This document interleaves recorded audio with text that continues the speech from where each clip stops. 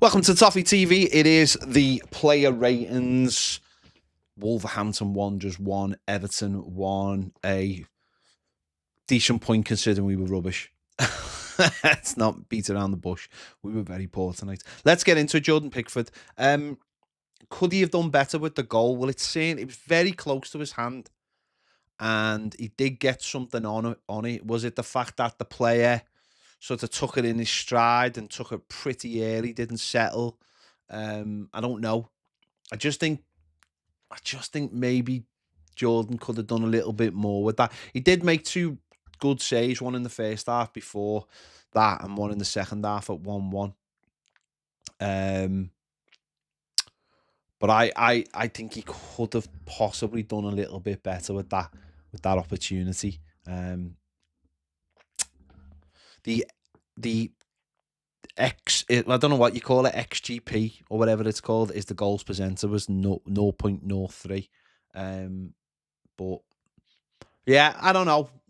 I think he could have done better with that, so I'm going to give him 6.5. Jake O'Brien was up and down, I thought, during the game. Don't get me wrong, he was never terrible and he was never brilliant. He just had moments where he was just like, look, I don't know, like everybody else.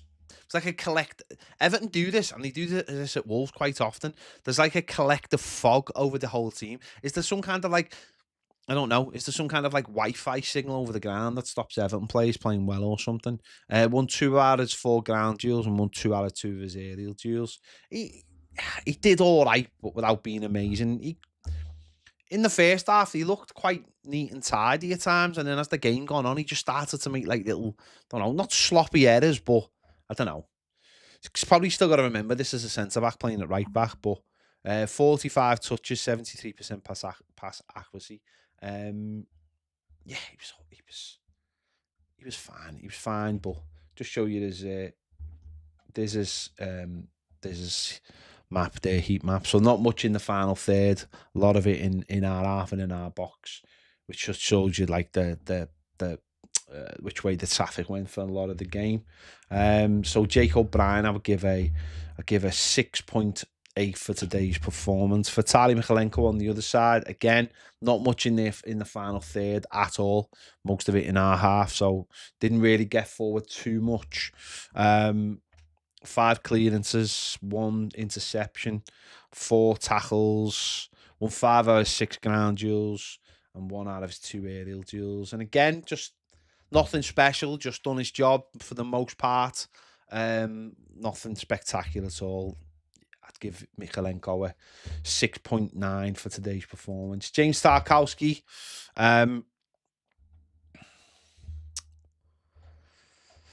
again, him and Jared Brantwaite, I mean, he won 6 out of 6 aerial duels and 3 out of 5 ground duels, so he's done his job. I just thought at times, there was just times where both of them just looked a little bit like, where's the ball? Where am I? Where? And I was like, whoa, didn't realize my chair go that far back. It was just a little bit like, at times you were just like, I don't know.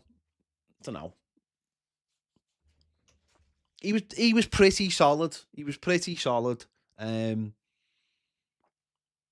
Him and Brantwaite were like looked pretty solid, and yet the first goal, the goal, you could look at Brantwaite and look at Tarky and go, well, it cuts across your space, and then for Brantwaite you could go, and then you've lost your footing. And I noticed Brantwaite sort of did that a couple of times where he didn't quite have his footing, or the ball would go behind him, or don't get me wrong, it wasn't like they were rubbish. It was just like, everyone watched the game. You just look at them and go, how's that happened? Or what are we doing there? And how's he got through there? That kind of thing. It just becomes frustrating more than anything else at times. You're just frustrated by what you see. So James Tarkowski, I'd give a 6.9, and Jared Brantwaite, I'd give a 6.8 for today's performance. Into midfield, Adissa Garnagay. I thought in the first half, Adissa looked like he was chasing shadows a little bit at times. I thought he was just a little bit off the pace, a little bit behind the play. There was one where they got a chance, and it was like I don't think it was a brilliant header by Branthwaite. Sort of headed it towards him, and he got his body in the way, and then the lad just he didn't push him out the way. He was stronger than him, and it was just like there was a few of them in the first half, and I was thinking, yeah, might just be one of those games for you tonight. But then in the second, don't get me wrong, not the whole of the first half, and then the second half, I thought he upped his game massively. Um, I thought he started winning and a lot more of the ball and started getting with getting a lot more 50-50s, and you can just see his heat map there, um, all over that central part of the pitch on the left and the right, and he just started winning a lot more in the second half, and doing what he normally does. 60 touches of the ball, 88% pass accuracy, key passes one shot off target, put it over in the second half. Dribble attempts, 1 out of 2 successful. 11 ground duels, 1 out of 17. 1 aerial duel, 1 out of 1. Tackles, 8. Interceptions, 2. Clearances, 1. Yeah, I think he picked up a lot as the game went on. I think he understood that in the second half we were not on the ball as much, and he had to start winning more of those 50-50s and be in the right place at the right time. Whereas I thought in the first half he just looked a little bit sluggish and a little bit offy. And he was like, again, like I said before, like that collective. It was more like a collective failure. And I think that collective failure was there all night. But I think he picked it up in the second half. So with Disagana Gay, I would give a 7.5 for the game. James Garner, I thought that he stayed. I don't think he had a great first half, and only he had a great second half. 2 key passes. He just looked off it. He just never looked on it at all. Won 4 of his 9 ground duels, so nearly 50%. But he just never looked quite on it, and his passing. 49 touches, 72% pass accuracy. His passing just wasn't on it tonight. And I just thought he was short tonight of where he needed to be. And I thought our midfield got bypassed far too many times when we were pressing. I thought we kept on getting caught on the wrong side of their midfield, and they'd just play a pass round us. And that's why they broke on us so many times. I think he was one of the key reasons for that. So I don't think he had a particularly great game. Again, I don't think he was like terrible. But it just wasn't up to the level he's been at, and it was noticeable. And when you've got like 5 or 6 of these players all doing the same thing, especially when they're all midfielders, you can get overrun in certain time. I thought around the 60-minute mark and that before we got the subs on, they were without doing anything. They started to like get on the ball and try and overrun us, and it just kept on leading to all these silly little mistakes and just like. The game got so bitty, and it was good after there was loads of fouls breaking it up. I think it didn't save us, but it didn't let them get any momentum, put it that way. So James Garner, I would give a 6.5 for today's performance. Ahead of them, Abdoulaye Doucouré, 20 touches. I thought he was poor. I thought he was really poor tonight.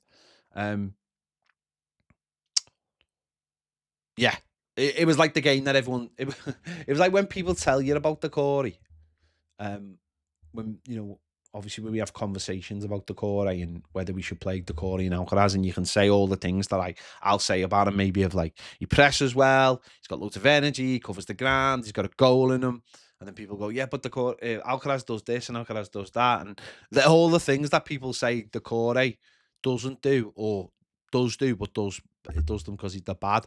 They all just sort of came out tonight. He just couldn't get on the ball at all. He couldn't pass a ball 5 yards.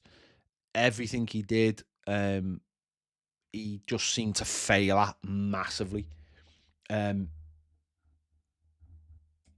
He was poor. He was poor tonight, and deservedly got taken off. Last few games, obviously, he's been in and out the team. Manager's got a decision to make. We'll come on to Alcaraz in a minute, but the manager's got a decision to make about him come Saturday. I mean, you can just see his heat map there. It's just non-existent at all. Absolutely non-existent. Generally, I thought he was woeful. Thought he was woeful tonight, and I don't feel like I'm talking out of turn there either. I thought he was really, really poor tonight. He didn't support better. We didn't link up with better. We didn't link up with the midfield and support the midfield. He just kept on getting to the place where the ball had already been. He was really poor, I thought, tonight. So I'd give Decore a 4. On the right-hand side, Lindstrom got an assist. But apart from that, again, I'm sort of like flattered to deceive again. Just see his heat map there.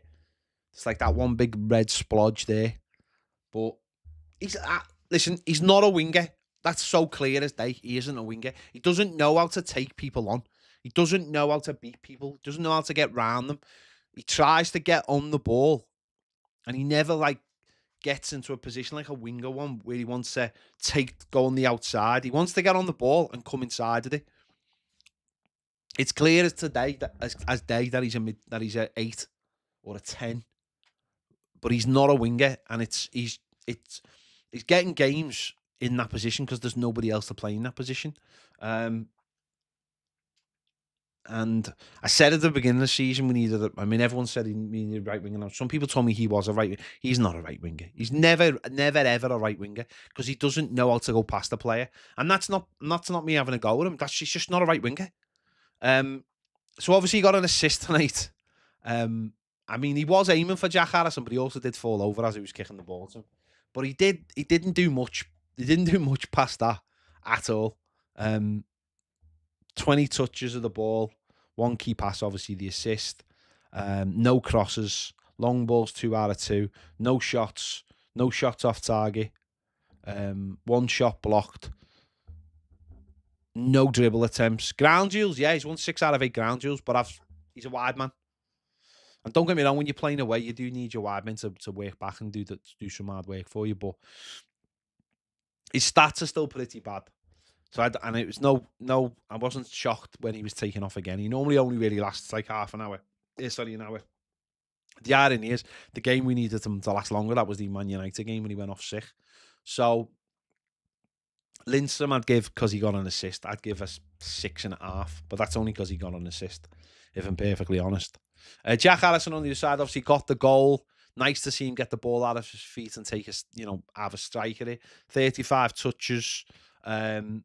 Crosses, 7 crosses, which is obviously he's on his left foot and he is a wide man, so 3 out of 7 was successful. That's not terrible. 1 shot on target, obviously gone in.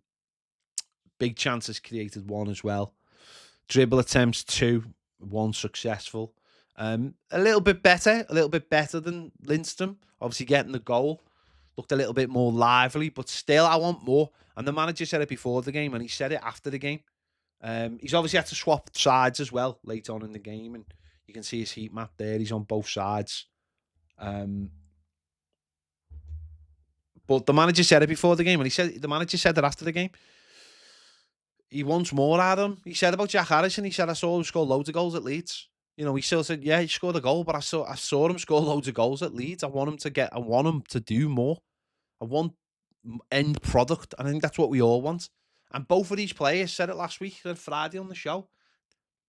They're not our players. We don't have to keep them. We have to buy these players. They have to impress us. These last 10 games are for them to impress us. And at the moment, I wouldn't be keeping either of them. It's not like they've got contracts and they can sort of go, oh, I'll be better next season. There will be no next season for either of these players if they continue the way they're playing. There just won't be. We're not spending whatever Leeds want. And if Leeds come up, they can ask silly money for him if they or whatever, if they want to keep him. He's still got 3 years on a contract. And Lindstrom, they're talking about 20 million for Napoli. We're not paying 20 million for him. It's just not happening. So they've got to start impressing us more. Jack Harrison scoring is a really good start to it. And also time's running out for them as well. Time's running out for them, and how many more games are you getting in the team? When Njai comes back, one of them's going out the team. It's simple as that. One of them's going out the team. And the manager might look at it and go, you know what, I'll put Alcaraz on one side. I'll move the team like I have with Jake O'Brien. I want him in my team. And instead of taking Decore out, I'll put him on or I'll put James Garner in one of the wide positions or whatever. So one or both of these players could find themselves out of the team in the next, by the time maybe the Arsenal team game rolls around. Dwight McNeil comes back. Don't know how long he's going to be. He mightn't come back this season, but both of these players have got to start impressing. And it's, as I said, they've got to start impressing us. Steve on the super chat, thanks Steve, says we feel disappointed for a point away. It shows the incredible change Moyes has made since the other fella left. Future is bright, Blues. Alcaraz is 22, lads. Let's get the lads signed. Exactly. If Everton had money and could only sign one of these three players, Alcaraz has done more in 4 games than those other 2 players have in Jack Harrison a season and a half and Alcaraz a season. So those 2 have got to start for me upping it massively if they want to stay at Everton. Dead simple. Jack Harrison obviously getting the goal tonight, so I'll give him a 7. Beto up front. Let's be honest, Beto was dreadful tonight, wasn't he? He was poor tonight. I'm not gonna go like overboard about it. He was poor tonight. He never got into the game early on. The ball just wouldn't stick to him whatsoever. It just kept on bouncing off him.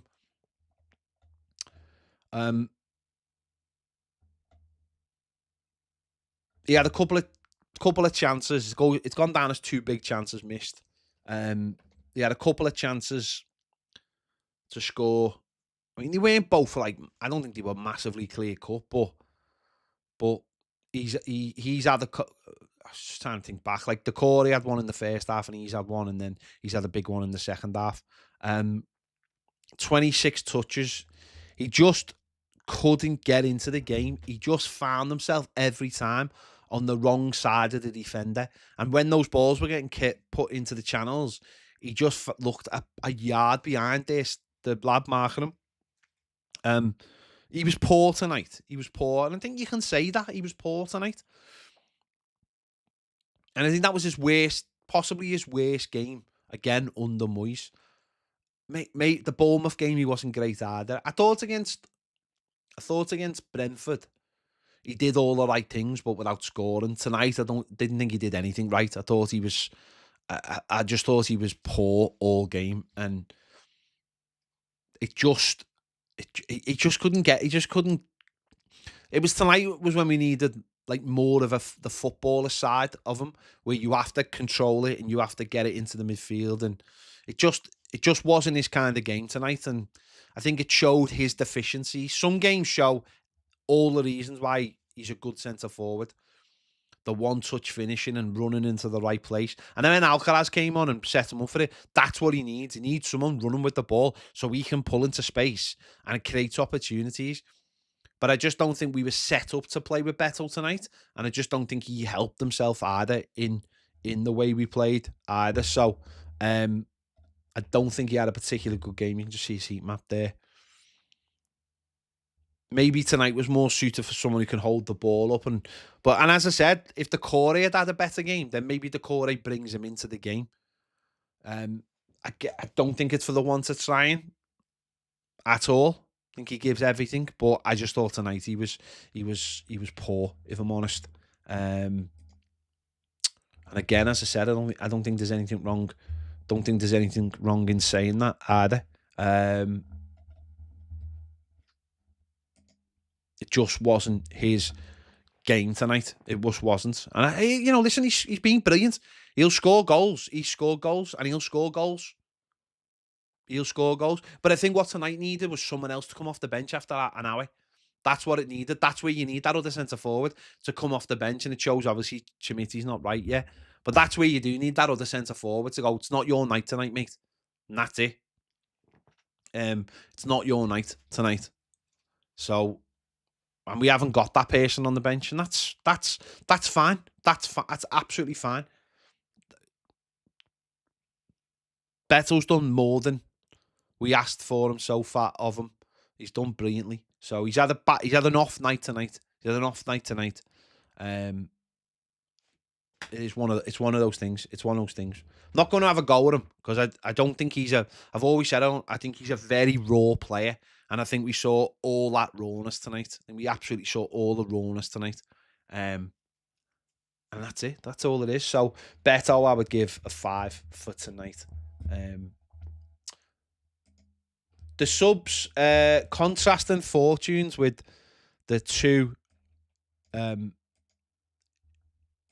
early subs. Carlos Alcaraz come on with he played the last half an hour.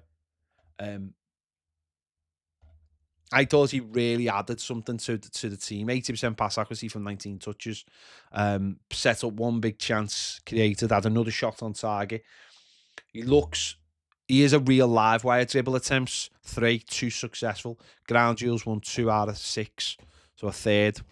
But he's not on the pitch to do that, is he? But he did look a real live wire, and he swung. I think he swung the game back, the momentum back the other way for us. And again, that's when we're talking about subs. That's when we're talking about Beto and saying, right, if we'd had someone on tonight to come on for Beto, well, Decore wasn't doing great, and we brought him on, and he got up, and that shows you again how important subs are and how important the squad is, and asking the manager the questions: will he start? Can he start on Saturday? Is he affected? And so the manager goes, oh yeah, or will the manager look at it and go, no, actually, leave it as it is. But for the last half an hour, we know you can come on the pitch. And if you have another half an hour like that, then the next game, maybe, which would be the Merseyside derby. But I thought he did really well when he came on, and helped change the momentum of the game and put us in. And he's such a, as I said, he's such a live way, and he's such a clever player that he's always got like a good idea, I think, good picture of what's going on around him. And I think he's growing every game as well. Let's not forget, this is a lad who's been playing in South America since last summer. And then I think their season ended at the beginning of December. And he was playing like regional games, which are sort of basically like under 20s games. So he's picking up again that pace of the Premier League. So I thought Alcaraz did really well when he came on, and we'll see what the manager thinks. And he's give the manager food for thought, and that's all the sub can do. So Alcaraz, I would give a 7.3 for his performance coming on. Timur Abunam was basically, I thought, the opposite in many ways. Don't get me wrong, his numbers are not terrible. Ground rules, he won 3 out of 7. He had 16 touches, 86% accuracy, but he picked up a booking for sliding in. I didn't even think it was a booking. I just thought he slid in, but he didn't seem to know what to do with himself after he picked up that booking. He was really hesitant to go in for tackles, and then he was playing. He picked the ball up. There was one where he picked it up, went on a great little run, and then just give the ball straight back to them, and it pulled himself out of position, and they just took the ball back and tried to go, and it was just like silly little things like that, where he just, I think he's done really well when he's come off the bench recently for us, Timur Abunam. But when tonight once he got that booking, which was really early, he looked really lost. He didn't know what to do. He didn't know when to tackle, when not to tackle. He was given, looked like a couple of times, give the ball away in really cheap places as well. And I don't think the manager would have been too impressed by what he did when he came on, because he just put us a few times in trouble where there was absolutely no need for it. So yeah, I don't think he did particularly well. But listen, this is a young man. He's still finding his way in the game. He's just got to improve. He's just got to improve, and he's getting opportunities. He's getting on the pitch, which is that's the best thing, isn't it? He's getting on the pitch and he's getting opportunities, and hopefully by the time we get to next year, he starts putting pressure on to become a first team player. It's experience. It's all experience about learning. Just keep watching Adesanya Gay and see how he does it. Adesanya Gay could get booked in the first minute and still have a great game for the next 89 minutes. So you just have to learn from him. So Timur Abunam, I'll give a 5.5. And Ashley Young came on as well, but he didn't do anything. I don't think he even touched the ball in that minute. So I'm not going to give him anything. There you go. There you go. Listen, it's another point. And let's start looking up now. Let's start looking at the other games going, yes, we want Manchester United to lose. We want West Ham to lose. And then obviously beat West Ham next week. And then start looking at, like, I was looking at Palace today going, I hope Ipswich get a draw with them today. I was disappointed when Palace scored. I was like, they get it. So let's start looking at that. Next week, get us up to 36 points. Get a win, get up to 36 points, and then we'll have over double what we'll have got the same, more points than what Dyche had got, and look for that 40-point mark, and look at every position as money, and start getting up the table. There you go. Right, thank you for watching. Make sure you go and check out Baz's videos whenever he does them. It's pretty. What time is it? It's 11:10. Thank you for watching. If you are watching, there's absolutely no reason to be watching me do this live at 11:10 at night. So nice one for watching. Really do appreciate it. We will be we'll be live on YouTube at 1 on Monday. So yeah, come and join us for that. Nice one. If you're probably back from Wolves, but if you're on the way back from Wolves, nice one for putting the effort in once again. And I hope if you have been watching, I've helped you make the journey quicker, even though the journey is really, really, really quick anyway. There you go. Thanks for watching. Catch you all later.